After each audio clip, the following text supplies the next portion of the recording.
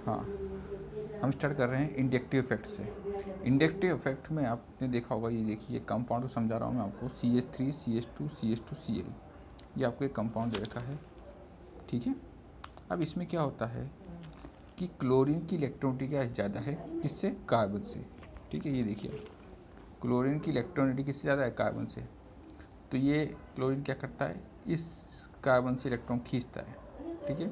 तो इसके कारण इस पे आता है माइनस डेल्टा चार्ज, क्या आता है, माइनस डेल्टा चार्ज, और इस पे आता है प्लस डेल्टा, क्या आता है, प्लस डेल्टा।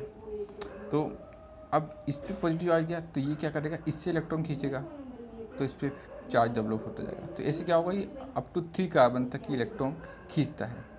तो देखेंगे कि इस क्लोरीन एटम पर इलेक्ट्रॉन की डेंसिटी क्या हो गई, हाई, और इधर इलेक्ट्रॉन डेंसिटी क्या हो रही है, कम हो रही है, ठीक है। जैसे आपने देखा होगा ये नेल, ये नाखून मानी लोहे की कीले देख लीजिए, और ये मैग्नेट है। तो क्या होगा, मैग्नेट को जब हम पास लेके जाते हैं तो ये नेल को खींचेगा अपनी ओर, ठीक है। ऐसे ही एक इफेक्ट है, सिंपल इफेक्ट है।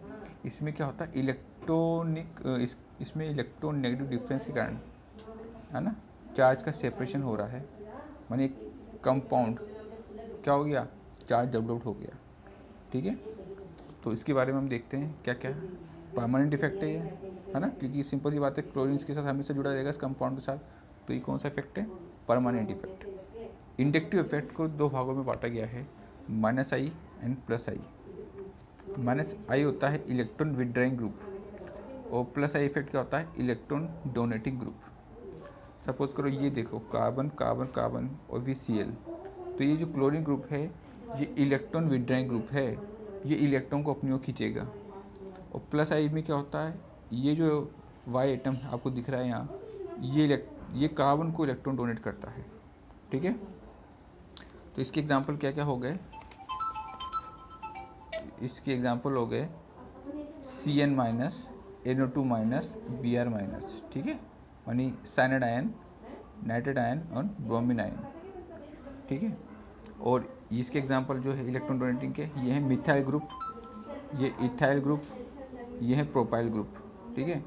मिथाइल, इथाइल, प्रोपाइल, ये तीन आपको प्लस आई में दिखेंगे। अब इंडक्टिव इफेक्ट कहाँ यूज़ करेंगे, तो इंडक्टिव इफेक्ट हम वहाँ यूज़ करेंगे स्टेबिलिटी ऑफ कार्बोकेटाइन। किस पे यूज़ करेंगे, स्टेबिलिटी ऑफ कार्बोकेटाइन। अब देखिए जैसे ये कार्बन है, इस पर 3 मिथाइल ग्रुप क्या है, अटैच है, क्या है, 3 मिथाइल ग्रुप अटैच है। तो अब मैंने आपको बता रखा है कि कार्बोकेटाइन ये कौन सा है, 3 डिग्री वाला, कि कौन सा है, 3 डिग्री। देखो इस कार्बन पे जो प्लस चार्ज है, इसके साथ कितने मिथाइल ग्रुप जुड़े हुए हैं, 3, ठीक है। तो 3 कार्बन जुड़े हुए हैं, 3 मिथाइल ग्रुप जुड़े हुए हैं, तो इसकी स्टेबिलिटी ज़्यादा है कम है, वही हम चेक कर रहे हैं। यहाँ देखिए, यहाँ पे ये कार्बन है, इसके साथ 2 मिथाइल ग्रुप जुड़े हुए हैं, ये हाइड्रोजन है। तो इस कार्बन पे ये पॉजिटिव है, यहाँ पे भी पॉजिटिव चार्ज है, मगर ये कार्बोकेटाइन है, ये भी कार्बोकेटाइन है। तो हमको देखना है कि कौन सा कार्बोकेटाइन ज़्यादा स्टेबल है। ये क्वेश्चंस आते हैं 12th में आपको, आगे जब मैं पढ़ाऊँगा हेलो एल्केन चैप्टर्स में आगे, तो वहाँ बहुत क्वेश्चंस आते हैं, स्टेबिलिटी पूछता है वो। तो ये आपको बेसिक्स पता चाहिए। अब देखो इलेक्ट्रॉन की जहाँ कमी होगी वो अनस्टेबल होता है, आपको पता है, ठीक है। अब आप सिंपल सी बात है, कोई गरीब आदमी, उसको जितने ज़्यादा पैसे देने वाले होंगे वो उतने ज़्यादा स्टेबल होगा, सिंपल सी बात है। तो यहाँ कितने इलेक्ट्रॉन डोनेटिंग ग्रुप है, 3, ये भी मैंने बताया ना। इलेक्ट्रॉन डोनेटिंग ग्रुप कौन कौन से, मिथाइल, इथाइल, प्रोपाइल, ऐसे चलता रहेगा। तो यहाँ 3 है, यहाँ कितने, 2। तो 3 वाला ज़्यादा क्या होगा, स्टेबल होगा, ठीक है। 3 वाला जाएगा ज़्यादा स्टेबल होगा। यहाँ पे 2 ही मिथाइल ग्रुप है, तो ये स्टेबल होगा। ज़्यादा कौन स्टेबल है, 3 डिग्री वाला, ये 3 डिग्री है। क्यों 3 डिग्री मैंने बताया आपको, क्योंकि ये जो कार्बोकेटाइन है 3 मिथाइल ग्रुप से अटैच है, और ये 2 से अटैच है। समझ में आया बेटा।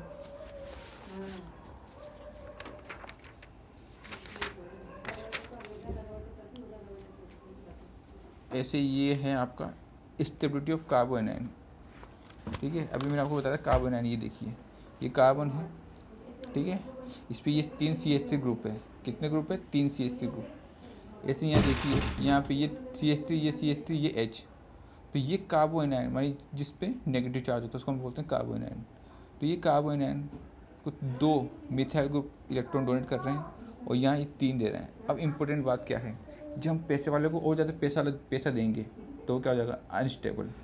सिंपल सी बात है, पॉजिटिव को दोगे आप इलेक्ट्रॉन, मानिए गरीब को पैसा दोगे तो स्टेबिलिटी आती है, और पैसे वाले को पैसा दोगे तो स्टेबिलिटी घटती है। सिंपल सी बात है, ये चलेगा कॉन्सेप्ट आपकी, ठीक है। तो नेगेटिव मानी पहले से ये क्या है, इलेक्ट्रॉन रिच है। नेगेटिव का मतलब क्या बताया था मैंने, इलेक्ट्रॉन रिच। यहाँ पर भी इलेक्ट्रॉन रिच है, तो यहाँ 3 देने वाले हैं, यहाँ 2 देने वाले हैं। तो जितने डोनेटिंग ग्रुप होते हैं, इलेक्ट्रॉन डोनेटिंग ग्रुप होंगे, तो उसकी स्टेबिलिटी क्या हो जाएगी, खत्म हो जाएगी, वो हाईली अनस्टेबल बन जाएगा। तो CH3 जो ग्रुप मैंने आपको बताया, ये प्लस आई इफेक्ट है। It increases electron density, electron density बढ़ाएगा, एंड लेस स्टेबिलिटी, स्टेबिलिटी को क्या करेगा, कम करेगा। अब इसमें आपको बताना है कौन ज़्यादा स्टेबल है, ये वाला स्टेबल है। क्यों, क्योंकि ये दे तो रहा है मगर ये 2 ही दे रहा है, और यहाँ पे कितने इलेक्ट्रॉन डोनेटिंग ग्रुप है, 3, ठीक है। तो इलेक्ट्रॉन डेंसिटी कम कहाँ होगी, यहाँ, ठीक है। यहाँ ज़्यादा बढ़ गई, यहाँ कम है। तो हमें से रखना, अगर प्लस आई इफेक्ट लग रहा है किस पे, कार्बोनाइन पे, तो स्टेबिलिटी घटेगी। और अगर प्लस आई इफेक्ट लग रहा है किस पे, कार्बोकेटाइन पे, तो इलेक्ट्रॉन की डेंसिटी वहाँ पे क्या होगा, स्टेबिलिटी बढ़ेगी। ये आपको कुछ बेसिक्स कॉन्सेप्ट है, वो आपको ध्यान रखने पड़ेंगे। अब आता है स्टेबिलिटी ऑफ एसिड्स, ये देखिए, ठीक है। स्टेबिलिटी ऑफ एसिड, ये देखिए, ये कार्बन है, इसके साथ 3 क्लोरीन, 1 2 3, और ये क्या है, COOH, एक कार्बोक्सिलिक ग्रुप जुड़ा हुआ है। ऐसे ही यहाँ पे 2 क्लोरीन है और एक H है, और यहाँ COOH है, ठीक है। अब देखो, उसको एक्सपेंड कर देंगे अपन, क्या करेंगे, एक्सपेंड करेंगे। तो सिंपल सा कंसेप्ट बता रहा हूँ, इस एसिड किसे कहते हैं, जो H+ ईजिली दे दे, ईजिली गिव H+ आयन, जो ईजिली दे दे H+ आयन, वो क्या होगा, एसिडिक होगा। उतना ही क्या होगा, मोर इज एसिडिक। सिंपल सी बात है, जो इजीली एसिडिक दे दे, एसिड वो H+ दे दे। अब देखो यहाँ पे इसको मैं एक्सपेंड कर रहा हूँ, ये देखिए, Cl 3 लगा दिए। ये C मैंने आपको बताया था वहाँ पे, जब मैंने स्ट्रक्चर बताया था कि COOH को अपन ओपन करिए, COO और H, ये कर दिया, ओपन कर दिया। ऐसे यहाँ देखिए COOH। अब आप देखो क्लोरीन कौन सा इफेक्ट है, माइनस आई इफेक्ट। अब ये याद रखने पड़ेंगे आपको, कौन से माइनस आई इफेक्ट होते हैं, कौन से प्लस आई इफेक्ट होते हैं। अब ये क्या कर रहे हैं कि ये माइनस आई इफेक्ट कितने हैं, 3 लग रहे हैं, 3 ग्रुप है। तो ये इस कार्बन से क्या करेंगे, इलेक्ट्रॉन खींचेंगे, इस कार्बन से खींचेंगे, तो ये कार्बन ऑक्सीजन से खींचेगा। अब ये ऑक्सीजन खींचेगा, तो ये जो बॉन्ड है ये क्या हो जाएगा, वीक, क्या हो जाएगा, वीक। तो ये क्या करेगा, इजीली क्या करेगा, H+ दे देगा। ये बॉन्ड है, ये क्या हो जाएगा, वीक। ऐसे इधर देखो, इधर भी दोनों ही खींचने वाले ग्रुप हैं, ठीक है। यहाँ पे सॉरी मैंने 2 Cl लगाए और यहाँ H है, ठीक है। तो ये भी खींच रहे हैं, मगर ये कम खींच रहे हैं एज़ कम्पेयर टू दिस। तो ईजिली कौन, अब देखो ये खींच रहे हैं, तो यहाँ पे भी ये इलेक्ट्रॉन ऑक्सीजन से खींचेगा कार्बन, ये बॉन्ड क्या हो रहा है, ब्रेक, कम मानी इसकी, ये इलेक्ट्रॉन इससे खींचेगा, तो ये जो बॉन्ड है वो क्या हो जाएगा, ब्रेक हो जाएगा, क्योंकि इसके बीच में जो स्ट्रेंथ है वो क्या हो जाएगी, कम हो जाएगी। तो ये ज़्यादा क्या होगा, एसिडिक होगा। तो कार्बोक्सिलिक एसिड में जितने ज़्यादा माइनस आई इफेक्ट होंगे, ठीक है, वो कंपाउंड उतने ही ज़्यादा क्या होगा, एसिडिक होगा। क्योंकि यहाँ 3 इलेक्ट्रॉन विड्राइंग ग्रुप जुड़े हुए हैं, मैंने बताया ना। यहाँ कितने हैं, 2, कितने हैं यहाँ पे, 2। तो जितने ज़्यादा इलेक्ट्रॉन विड्राइंग ग्रुप होंगे उतना ज़्यादा वो इलेक्ट्रॉन खींचेगा, उतना ही क्या होगा, ये बॉन्ड क्या होगा, वीक होगा, और ये जल्दी H+ दे देगा, ठीक है। तो ये आपको एसिडिक स्ट्रेंथ आपने समझ लिया। अब आता है बेसिक स्ट्रेंथ ऑफ बेस, जो होता है डायरेक्टली प्रोपोर्शन होता है donating of electron pair easily, कि कोई एक कंपाउंड कितनी इजीली इलेक्ट्रॉन पेयर डोनेट कर देता है, उसको हम बेसिक स्ट्रेंथ में चेक करते हैं। अब देखिए ये NH3 सिंपल सा है, N, ये 3 हाइड्रोजन जोड़ेंगे, 1 लोन पेयर। ऐसे यहाँ देखिए, ये N, यहाँ मिथाइल मिथाइल मिथाइल, यहाँ लोन पेयर।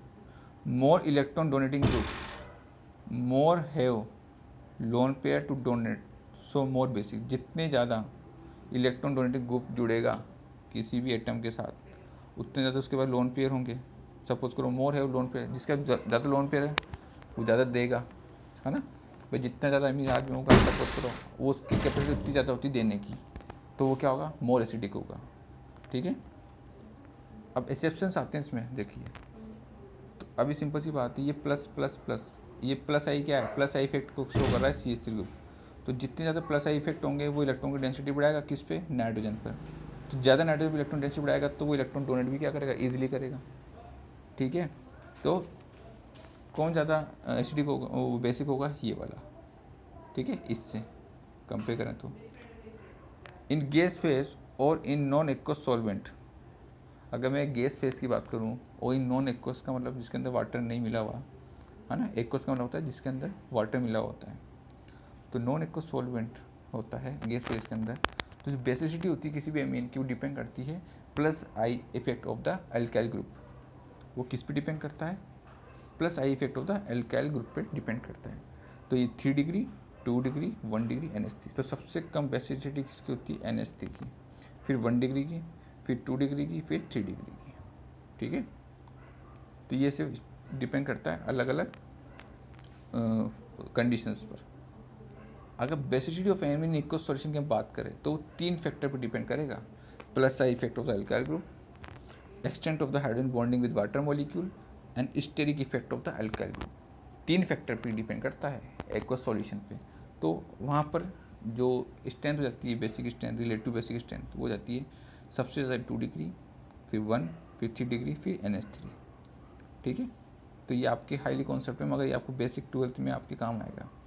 ये R जो है, ये R, ठीक है, एल को मैं आपको बताता अल्काइल ग्रुप होता है, ये CH3, अगर CH3 होगा वहाँ पे R की जगह तो वो यहाँ पे ये कंडीशन लगेगी। अगर धीरे धीरे आप क्या करते रहोगे, कार्बन की संख्या बढ़ाते रहोगे, मानी R को बल्कि करते जाओगे, तो फिर 2 डिग्री 3 डिग्री 1 डिग्री, तो ये आपको याद करना पड़ेगा। ठीक है, देखो ये 2 डिग्री का मतलब होता है ये जो नाइट्रोजन ये 2 अल्काइल ग्रुप से जुड़ा हुआ है, ये नाइट्रोजन 3 कार्बन 3 अल्काइल ग्रुप से जुड़ा हुआ है तो 3 डिग्री, ये नाइट्रोजन एक ही कार्बन या अल्काइल ग्रुप से जुड़ा हुआ है तो 1 डिग्री। ठीक है, तो ये सब हम पता लगाते हैं, 1 डिग्री 2 डिग्री 3 डिग्री। और ये अमोनिया भी अकेला है इसलिए 0 डिग्री बोल सकते हैं उसको। ठीक है, तो ये आपने भी बेसिक्स चीज़ें देख ली। अब आता है रेजोनेंस। रेजोनेंस ये देखिए, आपने देखा होगा ये एक बेंजीन रिंग है, double bond single bond double bond single bond double bond.